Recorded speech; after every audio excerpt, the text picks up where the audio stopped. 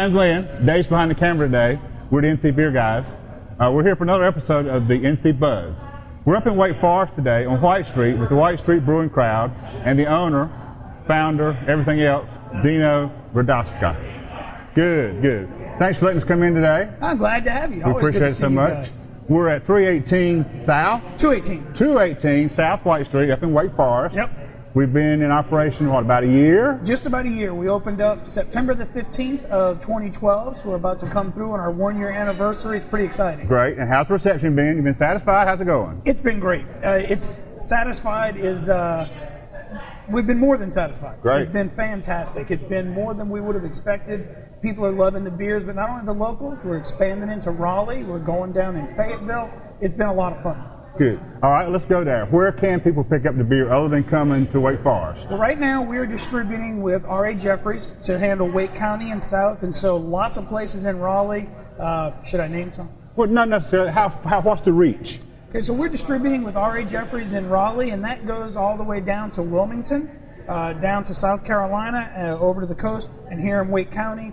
And we're about to be going on with Harris, so that'll take care of Durham and Orange counties, Franklin County, pretty much anywhere around locally here. And we're kegging now. We are kegging now with our half barrels and sixtels, and we will be moving into bottling. Well, when we get to looking at the facilities, you'll see not a lot of room for bottling here, but we have plans to do so. That's what we're going to talk about in a little bit. Yeah. So, what's been the biggest surprise for you your first year in?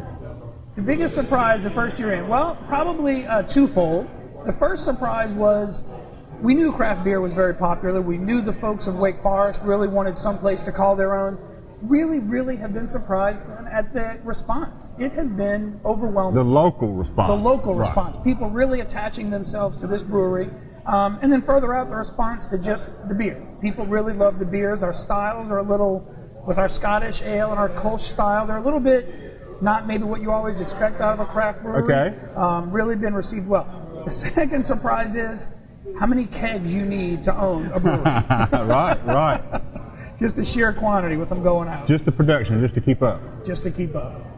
We talked about the beer. You've got a Kolsch and Scottish. Those are your flagships? Our two flagships right now, and of course, only being open a year, it's kind of hard to designate a flagship. Mm-hmm. But the consumers have told us that our Scottish ale and our Kolsch style ale are beers that they really love. We also keep an Imperial Pale Ale on tap all the time, as well as a black IPA. From there, it's whatever seasonals and specials our brewers are coming up with. And what's seasonal right now? What you got going this? Right now, seasonal, we have we don't have any. Our next seasonal coming out is going to be a Baltic Porter. Okay. But on special, we currently have a Wee Heavy and a Brown IPA, two specials. But the Baltic Porter is our next seasonal coming out. And beyond that, I'm embarrassed to say I'm not sure. We're going to have to ask one of them. We'll get to that. Now, your background before this, did you know brewing? Had you been a beer guy? What drew you here? What drew me here? Well, here in Wake Forest, I've lived here in Wake Forest, my wife and I, my family, for 17 years. Really love Wake Forest, love downtown Wake Forest. So that's what drew me here physically. To the craft beer scene, this is going to sound so, it just seemed cool. Right. It really just seemed really neat. Thought it would be something the local folks would really enjoy. When we built the taproom here, we were really looking for some place that they could come in, share in a little bit of the history of Wake Forest, and really have some good beers. Again, once we got started, the response really made us say, we need to be a lot bigger than this. Right. It's time to and that's a good segue into our other side of the story, because we're going to talk from this point on about your future plans and your expansion plans, and we're going to talk to the brewer and the production manager, That's director right. of production. We have a head brewer here at White Street Brewing Company. It's Chris Bivins, and our director of brewery operations is Ian VanGundy. And we're going to turn the camera around and look at the other side of the show in just a minute. So we're continuing our visit with the guys at the White Street Brewing Company. We're here with Ian VanGundy, who's the director of brewer operations, production. Is that right? Don't get me right. Yeah, brewery operations. Brewery operations, and Chris Bivins, who's the head brewer.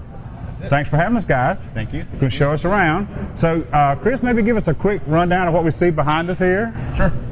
This right here is a 10-barrel brewing system, so we get about 310 gallons per brew.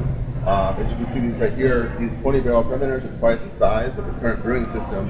They'll brew twice one day to fill them full of beer. It takes about 12, 13 hours to brew enough beer to fill them full. Very hot, very sweaty the whole day. A lot of work, but it's a passion. That's what we do. And we talked to the boss about 2 flagships. So you're like always brewing that, or how often do you brew the flagship stuff? So one of the big things in the whole brewing process is maintaining your yeast. So we attempt to brew the Kolsch and the Scottish pretty regularly. So every 10 days we're brewing one of the 2 beers. Our Kolsch is very 2-style. We use German malt, German hops, and German yeast. And we actually imitate Cologne, Germany's water profile. Okay. So it's a very 2-style beer. And our Scottish ale is kind of our best seller right now. It's got kind of a sweet finish, which is due to the yeast profile we choose to brew it with. We use the Scottish ale yeast on it. There's also a lot of European malt, European hops. So we're a pretty 2-style brewery from what we do here at White Street. Right. Now, in your personal background, you come to brewing here from what kind of brewing history? What have you done? I went to Auburn University. I got a finance degree, and I said, I am tired of being behind the desk 40 hours a week. I'd rather be on my feet 90 hours a week. So you had a real job? So, yep, I did. Well, I got out of college, and I decided I don't want to have a real job. I enjoyed beer way too much just behind a desk. So now I work about 90 hours a week here at White Street. Right. And I enjoy every minute of it. Now you know what real work is. Exactly. Right. Passion of love, basically. That's great. Good. Now, Ian, we hear all these great things about the future of White Street. Can you let us know a little bit about where we're headed and what's going to happen? Yeah, so I joined about a month ago. My experiences with production brewing. What we'd eventually like to do here is to expand to a new production facility. So we're looking somewhere around this area. What we'd like to do is, as you mentioned, we're brewing the 2 flagships here. Well, we'd like to do more styles and have more fun with the tanks that we have here and move that production to another facility. Right. So how big a system we're thinking? As far as the size, we're still deciding. Okay. We do want to have a size of a facility as well as a brew system that will allow us to grow. So we're looking on the larger side of things. So it's somewhere in the 30 to 50 barrel brew house range would be ideal. Okay. That's still kind of panning out. That planning is still okay. So that's still to come. Still to come. Absolutely. And what advantages does that system offer you as far as the future production and getting the beer statewide, for instance?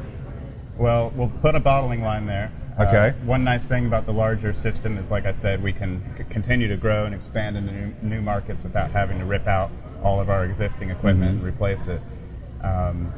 So, did that answer your question? Sure, okay. sure. Yeah. And what is the challenge for a brewer on the bigger system? Is it different? It's actually pretty similar. We're probably got a 3-vessel system there at the new brewery. This is a 2-vessel system, so the more vessels, the faster you can produce beer. And bigger tanks. The whole process is pretty similar. We may get a centrifuge, which is a good way to clear the beer out without stripping the flavor out of it. And there's a lot of things you can really expedite in the new facility versus here. Okay. So you could probably make 10 times the amount of beer in 8 hours there versus here. I got you. And you'll still brew here on premises on White Street? We will. So this will turn into mostly a tap room for one-off beers. We may do a few seasonals in these 20-barrel tanks. Or small batches? Exactly. So right. 4 10-barrel fermenters will be dedicated solely to one-offs. Okay. One of the cool things here at White Street, we have the ability to brew one-offs and brew unique styles. We've got an alt beer we just produced. We have a Baltic Porter coming out for our seasonal for the next 3 months. So it's really cool to have the ability to brew these different beers that most breweries can't do because they're kind of solely brewing 2 styles as fast as they can. Right, right. Well, we appreciate you guys being with us today. For another episode of NC Beer Guys, we thank the guys at White Street for having us in. Remember, if you're up in the Wake Forest area, stop by right here on White Street. They've got the street finished. It looks great. And if you're out and about and looking for beer in the area, find a growler of White Street beer somewhere and pick it up or find it on your local tap. This has been another episode of NC Beer Guys, NC Beer Buzz. And until next time, we'll catch you later. Remember, drink local, keep your beer dollars in North Carolina.